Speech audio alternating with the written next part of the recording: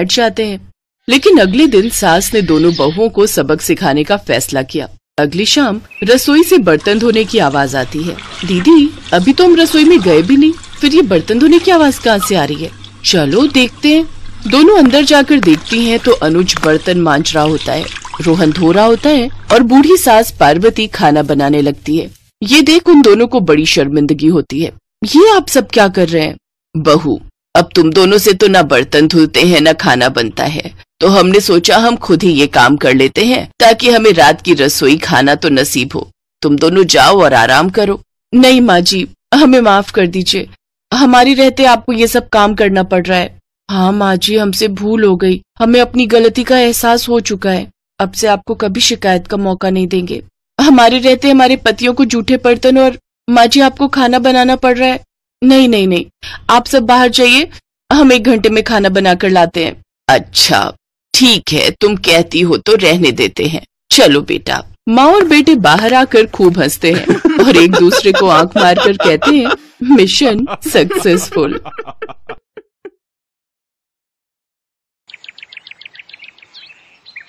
एक रोज शाम के वक्त हिना अपनी माँ के साथ बैठी हुई होती है।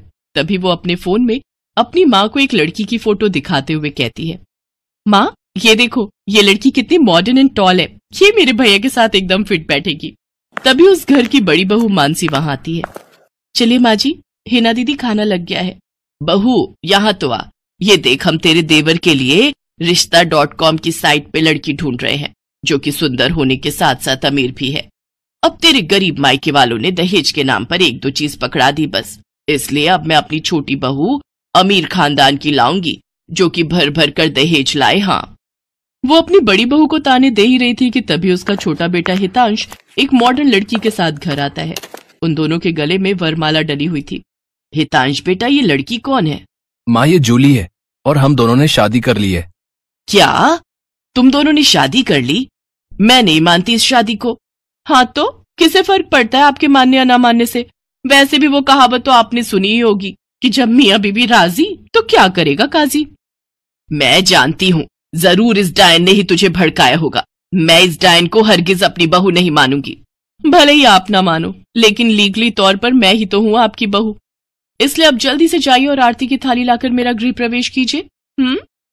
सास बेमन से अपनी नई बहू का स्वागत करती है। जूली हितांश के साथ अपने कमरे में चली जाती है। हे राम, माँ अपनी इस नई छैल छबीली के तेवर देखे, इसके तो रंग ढंग ही अलग है, बड़ा ही घमंड है इसमें।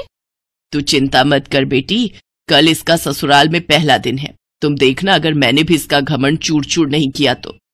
अगले दिन सुबह हितांश के पिता यानी जूली के ससुर अपनी पत्नी से कहते हैं, विमला देखो तो सुबह के 10 बजने को हैं और ये नई बहू अभी तक अपने कमरे में सोई पड़ी है और आज इसका रसोई में पहला दिन है और ये अभी तक अपने कमरे में है। तुम रुको जी, अभी मैं इसकी खबर लेती हूँ। नई बहू, अरे ओ नई बहू।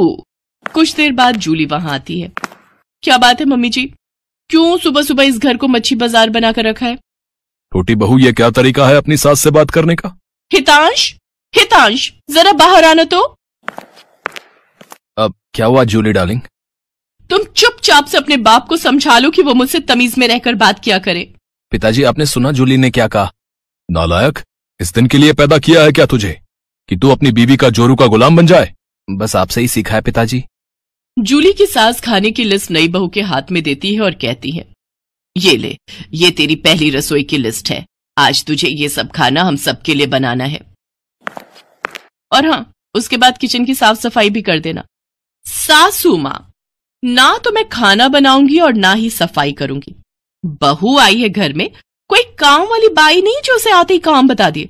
भले ही ससुराल में मेरा पहला दिन हो, लेकिन इस पहले दिन से अब आप लोगों की जिंदगी बदलने वाली है। तो मेरी प्यारी ननद जी, पहले तो आप इस घर की साफ सफाई करोगी और सासू माँ आप बनाएंगी खाना, और वो भी मेरी पसंद का। मैं ये सब नहीं करूंगी, समझी? देवरानी जी, ये सब क्या कह रही हैं आप? हम इस घर की बहू हैं और ससुराल वालों का ख्याल रखना हमारा फर्ज है। जेठानी जी, इन जैसे फर्जी लोगों के लिए काहे का फर्ज? इनके साथ तो यही होना चाहिए। बड़ी जुबान चलती है तेरी, मैं तो तुझे छत से धक्का ही दे दूंगी, फिर तू भूतनी बनकर भटकती रहना। और ये हो गई आपकी कही बातों की सारी रिकॉर्डिंग। अब अगर सासू माँ आप